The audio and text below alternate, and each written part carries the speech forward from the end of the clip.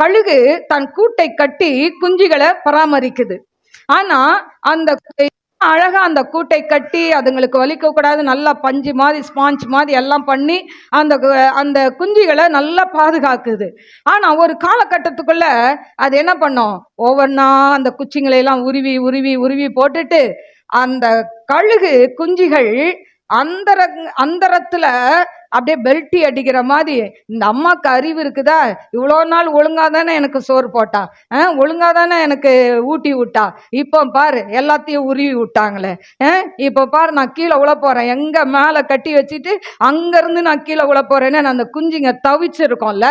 ஆனா இந்த கழுகு அதை எதையுமே எதிர்பார்க்காது. அந்த அதுங்க அதுங்க பாஷையில திட்டி இருக்கும், ஏமா அறிவு இருக்குதா, இதெல்லாம் பிச்சு போடுற அறிவு இருக்கான்னு கேட்டிருக்கோம். ஆனா இந்த கழுகு எதையும் பார்க்காம எல்லாத்தையும் உருவி போட்டு அதுங்க தத்தளிக்கும் போது அப்படியே அது ரெக்கையை கொண்டு போய் அதனுடைய சிறகுல அந்த குஞ்சுகளை ஏந்தி கொள்ளுமாம். ஏன் அதுங்க இப்படி பண்ணாதான் வெளியே வரும், இல்லைன்னா என்ன பண்ணும், அங்கேயே உட்காந்துட்டு காலம் ஃபுல்லா அப்படியே சாப்பிட்டுட்டு இருக்கோம். அப்ப எப்ப பறக்க இது படிக்கிறது?